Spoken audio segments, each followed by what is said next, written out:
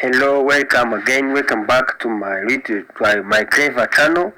So, this is Animal Farm by George Orwell, English to Kinyarwanda translation. My name is Clever Valente.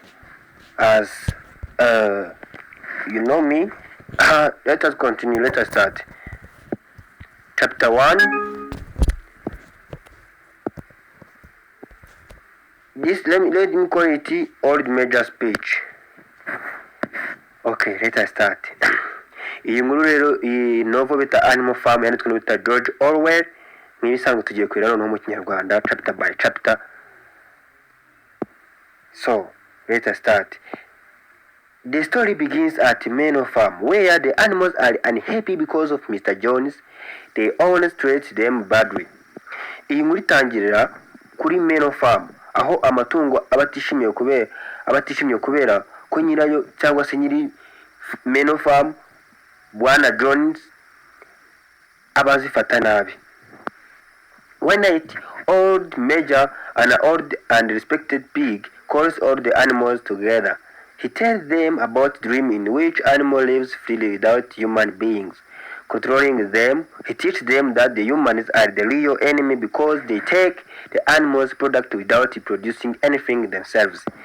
One night, old Major, an old respected pig, calls all the animals together. Ijoro rimwe cyangwa se umugoroba umwe, old Major yari ingurube ishaje kandi yubahwa n'andi matungo.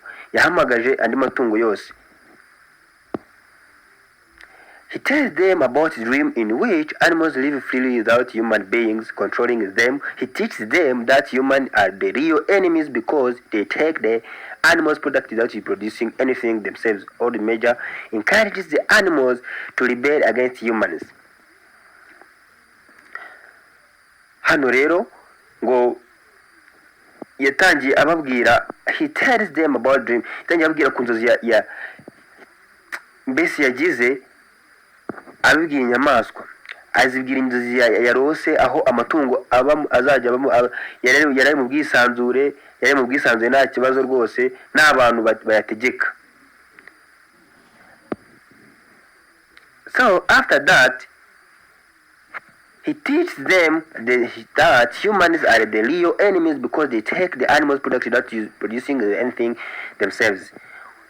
Noneho yanazigishije ko abantu ari bo banzi babo kuko batwara umusaruro w'amatungo kandi bo ubwabo ntacyo bawukoraho. Muri make bishatse kuvuga ko bo nta kintu bakora ari ukuza bakarya gusa bakakonsuma iby'amatungo yakoze bo nta kintu bakoze. Mbese yari kuvuga Mr. Jones. Old Major encourages the animals to rebel against humans. He also teaches them the revolutionary song Beast of England. Rero Old Major yakomeje gushishikariza amatungo cyangwa se inyamaswa kwigomeka ku bantu. Anayigisha indirimbo y'impinduramatwara yitwa Beast of England. Muri iki gihe bari kuririmba indirimbo ya Beast of England, nibwo Mr. Jones yumvisha urusaku agira ngo ni inyamaswa zateye ifamu ye, ahagurukira hejuru ari kurasa. Muri uko kurasa inyamaswa zazikura imishwaro zose zisubira aho zigomba kuba ziri, aho zigomba kuba zibarizwa. So let us continue to chapter 2. Old Major dies 3 days after his speech. The pigs, especially Napoleon's Snowball and Squealer, develop his idea into a system called animalism. Ngo nyuma y'iminsi 3 Old Major arapfa, yapfuye asinziriye mu mahoro rwose nta muntu mwishe kuko yari ishaje ingurube cyane cyane Napoleon, Snowball na Squealer zikomeza ibitekerezo bye maze zibihinduramo gahunda yitwa animalism. One day Mr. Jones forgets to feed the animals and they become angry. They attack him and his men and drive them away from the farm. The animals take control of the farm and rename it Animal Farm. Snowball writes the 7 commandments of the animalism on the wall. Hano rero ngo umunsi umwe, one day Mr. Jones forget to feed the animals and they become angry. Umunsi umwe Mr. Jones bagiye kugaburira inyamaswa zirarakara. They attack him and his men and drive them away from the farm. Kubera umujinya mwinshi zirarakara zirabataka zirabirukana mu ifamu ndetse zirukana Mr. Jones ndetse n'abagabo be zibavana mu isifamu. The animals take control of the farm and name it animal farm. Inyamaswa muri ako kanya zahise zifata ubuyobozi ndetse ziriyobora. I take control.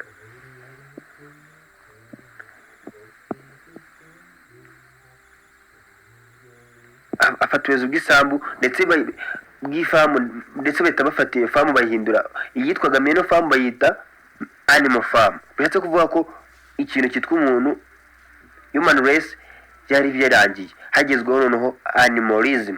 Animal farm ni wese bayita. Snowball writes the 7 commandments of the animals on the wall. Snowball yese yandika amategeko 7 ya animalism ku rukuta. Yese yandika amategeko 7 agomba kugenga inyamaswa. Mbere na mbere kamaze mabwire amategeko ayari yo kugira ngo aya mategeko mutazayoberwa kandi mugende aya mategeko undi buri kutera tumenya tugera muri chapter zindi niko agenda arushaho gupfa mbese bayica. The 7 commandments were the rules created by the animal after they rebelled against Mr. Jones. Amategeko 7 yari amategeko yasizweho nyuma yuko inyamaswa zimaze kubona ubwigenge zimaze kwigomeka kuri Mr. Jones. Whatever goes up 2 legs is an enemy. Ikintu cyose kigendeye ku maguru abiri ni umwanzi. Itegeko rya mbere. Whatever goes up 4 legs or has wings is a friend. Ikintu cyose kigendera ku maguru 4 cyangwa gifite amababa ni inshuti. No animal shall wear clothes. Na ntungo rizambara imyenda. No animal shall sleep in bed. Na tungo rizajya ryama mu buriri. No animal shall drink alcohol. Na tungo rizanywa inzoga. No animal shall kill any other animals. Na tungo rizica irindi tungo. All animals are equal. Amatungo yose arangana. Itegeko rya 7. Napoleon, okay.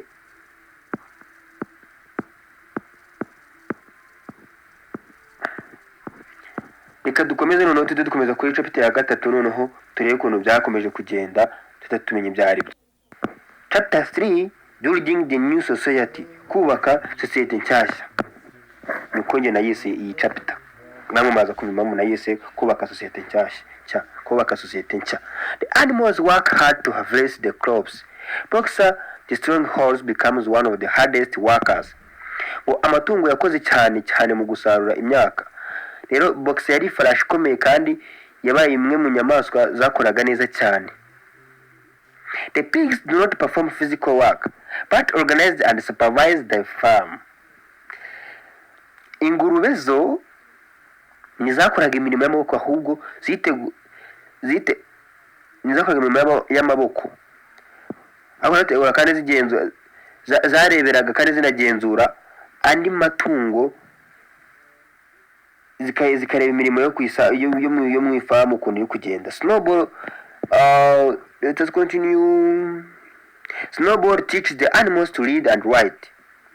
Hano Snowball yigisha andi matungo cyangwa zindi nyamaswa gusoma no kwandika. Napoleon secretary takes 9 puppies and train them for his own purpose. The pigs also begin taking the milk and apples for themselves, claiming that they need them for their health and intelligence. Bumve neza kakana ngo Napoleon yahise afata ibibwana 9 abitandukanye na nyina, arangije ajya kubitoza mu ibanga. Ari nabwo ingurube zatangiye kwitwarira amata n'imbuto za pome zivuga ko zibikeneye kugira ngo zigire ubuzima bwiza n'ubwenge. Uwo yari Squirrel bivugaga ko yari propagandist of Napoleon. Mbese we yagendaga agafata ibitekerezo bya Napoleon akabyinjiza mu zindi nyamaswa. Iyo yari ingurube nayo yitwa Squirrel, kugenda nayo turaza kuyibona. Chapter 4, the battle of Cowshit. Nambara yo ku biraro, yo ku kiraro. Mr. Jones returns with other men to take back the farm.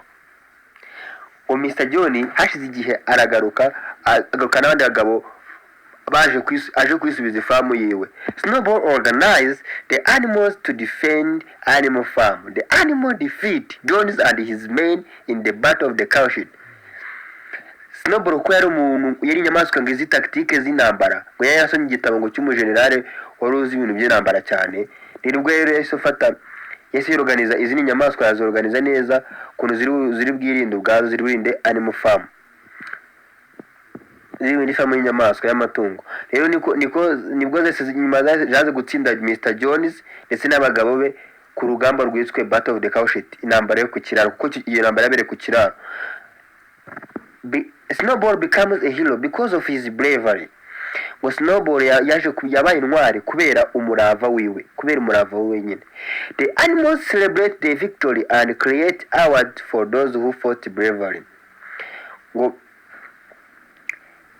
amatungo yose cyangwa se inyamaswa zose zishimiye intsinzi maze zitanga ibihembo ku bayoboye urugamba cyangwa bagaragaje ubutwari. Chapter 5, Napoleon takes control. Hano Napoleon afata ubuyobozi. Snowball and Napoleon disagree about how the farm should be developed. Hano Snowball ndetse na Napoleon batangiye kutumvikana, zatangiye nyamugurube zose zatangiye kutumvikana ku buryo isambu cyangwa se ifamu igomba gutezwa imbere. Snowball proposed during a windmill to produce electricity and make life easy. Snowball we yatanze igitekerezo cyo kubaka urusyo, mbese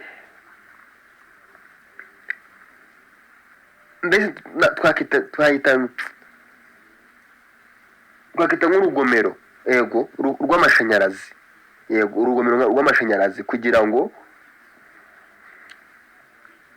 rukoresha umuyaga kugira ngo rukore amashanyarazi, kandi rwohereza amatungo ubuzima. Muri make rworoherezaga amatungo ubuzima, rugatuma byari kuzatuma inyamaswa zibaho zitavunika cyane. Imirimo myinshi nyine iyo ngiyo yari bikora, imashini yagiye kubaka ari bikora.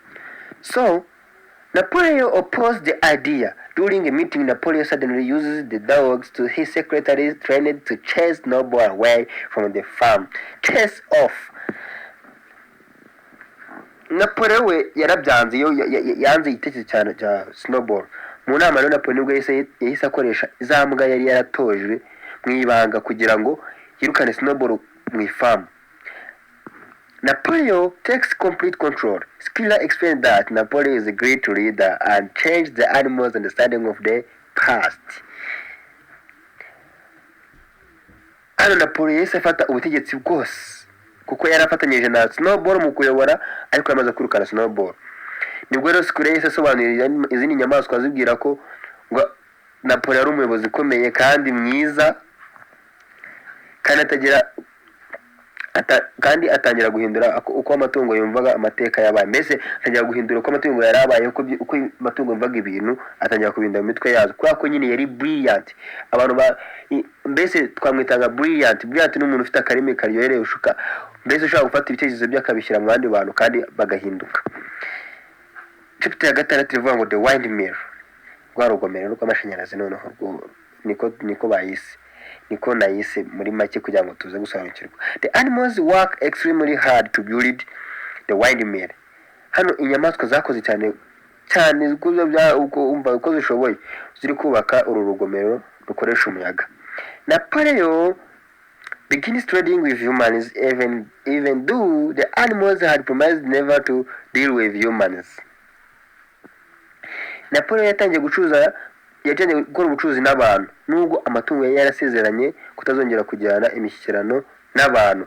Byategeko rivuga ngo whatever goes up two legs is an enemy died. Yari maze gupfa ku kanya kabisa. Muri chapter ya 6 akantu maze ukanduta ahantu ukandika ahantu rwose ufite ikaramu ukandika ahantu kwitegeko ryapfiriye kuri chapter ya 6. Itegeko rivuga ngo whatever goes up two legs is an enemy. Muri make bamaze kuryica kuba bamaze kongera kuba inshuti n'abantu batangiye gukora ubucuruzi nabo. Iki kibazo kuna kukibaza mu cya leta muri nationale, yaracyanye muri nationale ya 2025. Rero be careful please for senior 6 students, senior 5 and also senior 4 students who studied literature in English. So let us continue.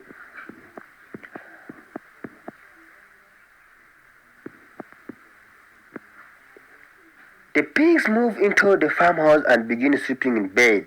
The windmill is eventually destroyed by a storm. Nangana nakaka mukumve nako. ingurube nazo zitangira gutura mu nzu yari yarabagamo imwe yabagamo abantu kandi ziryama mu buriri. Ryategeko rivuga ngo no animal shall sleep on bed cyari rimaze kugira ute gupfa naryo muri chapter ya kangahe ya 6.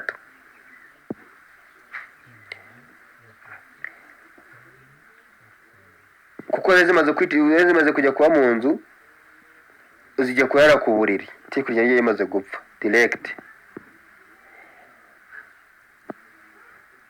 Ano batatubwira ngo the windmill is eventually destroyed by a storm. Napoleon blames Snowball for the destruction and tells the animals that Snowball is secretly attacking the farm. Nyuma nibwo windmill yaje gusenywa n'umuyaga ukomeye, Napoleon ashinja Snowball kurusenya kandi abwira n'inyamaswa ko Snowball yakomeje kugira nabi animal farm mu ibanga ngaza ninjoro akayitera. Imagine hano Snowball Napoleon atangiye koresha Snowball kugira ngo inyamaswa zikomeze kumwanga zumve ko ari inyamaswa mbi, kandi bivuga ko Snowball rwose yari umuntu mwiza yashaka ibyiza ku farm. Chapter 7 ivuga ngo fear and exclusion, ubwoba ndetse no kwicwa nk'igihano. Sawa, exclusion. Life becomes harder on animal farm. The animals suffer from hunger and cold while Napoleon becomes more powerful. Hano ubuzima ku nyamaswa bwakomeje kurushaho gukomera. Amatungo arasonza kandi akagira n'imbeho nyinshi, mu gihe Napoleon yarushaga kugira ubutegetsi. Becomes more powerful. Napoleon forces some animals to confess that they have been working with Snowball. Napoleon yahatiraga amwe mu matungo cyangwa se zimwe mu nyamaswa kwemera ko zakoranaga na Snowball. To confess that they have been working with Snowball. The confessed animals are executed by Napoleon's dog. Inyamaswa zose zabaga zemeye zamaze kwemera ko zakoranye na Snowball already killed. Etaga zitwa kabisa zitwa nk'igihano, ndetse cyari cyo gihano kwicwa. Zikitwa na byaye bwana 9 Napoleon yareze. The animals become frightened and lose the freedom they had hoped to enjoy after the rebellion. Hano noneho sasa inyamaswa zakomeje kugira ubwoba bwinshi ndetse zibura na bwa bwingi zizeye ko zizenjoyinga. Mbese ubwisanzure bwabo zari ziteze burabura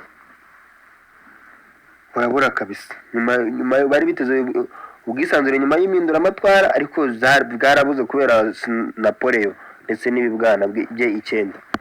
Chapter 8 Napoleon become a dictator. Okay, hano rero kuri chapter ya 8 ni itegeko rivuga ngo no animal shall kill and other animals. Ryari rimaze gupfa naryo ryapfire muri chapter ya 8. Yani bivuga ngo na nyamaswa igomba kwica indi nyamaswa ryarapfuye kuko imbwa zatangiye kwica izindi nyamaswa kandi nazo ari inyamaswa. So twakomeje chapter 8 Napoleon becomes a dictator. Napoleon becomes increasingly powerful and he is treated almost like a king. Hano noneho Napoleon yarushijeho kugira ubutegetsi bukomeye kandi amatungo atangira no kumufata nk'umwami. The animals work harder than ever. The humans attack animals farm and again destroy the windmill. Chapter 8 nibwo habonetsemo intambara yitwa the battle of the windmill. Iyi ni intambara yabereye n'ubundi kuri windmill kuko aba bagabo ba Frederick n'abagabo batatse animal farm basenya windmill. The animals eventually defeat the human. Nubwo basenye windmill ku nyamaswa n'uzongeye zirabatsinda bava muri farm basohoka n'ubundi. So the animals eventually defeat them but they suffer many injuries. Napoleon celebrates the victory. Amaherezo amatungo yaratsinze maze abantu ariko abantu inyamaswa muri zo nyinshi zarakomeretse. Napoleon yizihiza iyo ntsinzi. Napoleon celebrates the victory as if to well great achievement. The pigs also begin drinking alcohol. In chapter 8 no animal shall drink alcohol, but the animals in this chapter they started to drink alcohol means that the rules said that no animal shall drink alcohol was already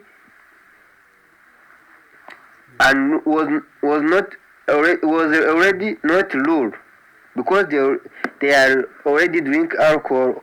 They are already used to drink alcohol. So let me continue. Hano ngo Napoleon celebrate the victory as it were great achievement. Hano Napoleon ngo yizihije iyo ntsinzi nk'aho ari intsinzi ikomeye cyane kandi kuko hari inyamaswa zizakomeretse. The pigs also begin to drink alcohol. Ingurube zitangira no kunywa inzoga. Boxer is betrayed. Chapter 9. Boxer hano yaragambaniwe. Niko iyi chapter nayise yacyenda kugira ngo mwese murusheho gusobanukirwa. Boxer continues working hard despite becoming old and weak. He believes that Napoleon is always right and follows the motto I will work hard. Boxer yakomeje gukora cyane nubwo yaramaze gusaza no gucika intege. Yizeraga ko Napoleon ahora avuga ukuri kandi agakurikiza ihame rigira riti nzongera gukora cyane. I work hard. Nzajya nkora cyane. Eventually Boxer collapsed while working. Nyuma Boxer yaraguye igihe yari mu kazi arakomereka. Napoleon promised to send him to a hospital, but instead Boxer is taken away by horse slaughter. Skiller later lies to the animals, telling them that Boxer died in hospital peacefully. Imagine. Tukomeze hano ngo Napoleon yari wese asezeranya Boxer ko azamweza kwa muganga muri Wellington Hospital, ariko nubwo yamusezeranye ko azamujyana muri Wellington Hospital ahubwo yamwereje muri Wellington horse slaughter aho babagira amafarashi ndetse mwegeye y'amafarashi. Boxer ajyanwa ku muntu ubaga amafarashi. Nyuma Skiller later lies to the animals, telling them that Boxer died in hospital. Nyuma Skiller nibwo yatangiye kubeshya inyamaswa azibwira ko Boxer yapfiriye kwa muganga mu bitaro mu mahoro rwose kubera ko yagezeyo yarembye cyane. Imagine the propagandist one. Chapter 10. The pigs become like humans. Inyamaswa hano zatangiye kuba zabaye nk'abantu. Many years pass. Most of the original animals have died, and the young animals do not remember the rebellion clearly. The pigs become more powerful and begin working on two legs. Whatever goes up two legs is an enemy. Already baramaze kuryica. Twakomeje hano baduye ngo imyaka myinshi irashira amenshi mu matungo yari ahari kuva ku ntangiriro rapfa, kandi amatungo akiri mato ntabwo yari akibuka nyine ibijyanye na rebellion n'iminduramatwara no kwigomwa n'ibyabaye nyine ahashize. So the pigs become more powerful and begin working on two legs. Ingurube zakomeje kurushaho kugira ubutegetsi kandi zitangira no kugenda ku maguru abiri like a person. Mwumvira itegeko ryapfuye naryo muhite muryumva naryo. They wear clothes, drink alcohol, and behave like human. The 7 commandments disappear and are replaced by 1 commandment. All animals are equal, but some animals are more equal than others. Akantu mukumve neza ndagasubira ndakavuga neza mu kinyarwanda. Nibwo inyamaswa zatangiye kwambara imyenda zinywa inzoga kandi zitangira no kwitwara nk'abantu. The rules say that the commandment say that no animal shall wear clothes. Cyari maze gupfa. Nirivuga ngo no animal shall drink alcohol, no mu chapter 10 cyarongeye rute rirapfa. Mbese amategeko uwumve ko yagiye yitwa cyane. Noneho sasa noneho zigeze bazihuhurira rimwe ziravuga ngo amategeko 7 yose bazirayasibanganye. Hasigaye itegeko rimwe rivuga ko all animals are equal, but some animals are more equal than others. Hano ngo amatungo yose arangana ariko amwe arushana ayandi uburinganire. At the end The other animals look through the farmhouse window and can no longer distinguish between the pigs and human farmers. Imagine. Kuko umusozi andi matungo yakomeje kureba mu idirishya ry'inzu maze ntiyashobora gutandukanya ingurube n'abahinzi b'abantu. This is the end of our novel. Let me continue to the main lesson of the animal farm. Animal farm shows how a revolution that begins with the promise of equality and freedom can become a dictatorship when leaders become greedy for power. Animal farm itwigisha ko impinduramatwara itangirana n'amasezerano y'uburinganire n'ubwisanzure bishobora kuvamo igitugu iyo abayobozi batwawe n'irari ry'ubutegetsi. Also teaches us about propaganda, manipulation, blind loyalty, exploitation, and the abuse of political powers. Hano ngo itwigisha ibijyanye na propaganda, kuyobya abantu, iyi niyo bita manipulation, gukoresha ububasha nabi, iyi niyo bita abuse of political power, gukandamiza abandi. This is what you call exploitation, no gukurikira umuyobozi buhumye, blind loyalty. So let me call it a day. We will continue to adapt novels and short stories and even poems. So let me stop there, and I may remind you to subscribe, to share, like, and comment. Ibintu uzadufasha cyane nukora ko nuwandika comment ukavuga ati ahantu ntago wadufashe neza gutya na gutya, bizarushaho kumfasha, bisho no kubafasha nabo ko nanjye bizaba bitumye menya ngo ahantu nahara akantu ndi kuburamo, reka mwongeremo kugira ngo n'abankurikiye barushaho kunogerwa n'ibyo mbagezaho. Subscribe nuyikora bizatuma umenya ko nasizeho video nshyashya, nawe ujye kuyireba wumve icyo ndi kugenera abanyeshuri biga literature. So thank you very much. Bikuye ku mutima ndabashimiye rwose ngo munkurikiye, kandi bibutsa gukora like cyane rwose, mukore subscribe kugira ngo murusheho kujya mubona ibi bikorwa bya literature. Rero so izina rya literature TV ryahindutse ryabaye Clever TV, kuko literature TV ni nyinshi. Rero nagiye nshatse gukora umwihariko kugira ngo mumenye, noneho bibe akarusho, njye nyita Clever TV. Kandi nkomeje gusuza abanyeshuri biga semuru in senior, bagiye senior 6 ndetse n'abagiye mu senior 5 ndabasuhuje cyane, ndetse n'abahashoreje nkomeje kubasuhuza babwira ngo amahoro y'Imana bari namwe, ndetse n'abandi bose biga literature in English nkomeje kubasuhuza mbabwira ati ndabakunda cyane rwose. Ciao ciao, nakagaruka.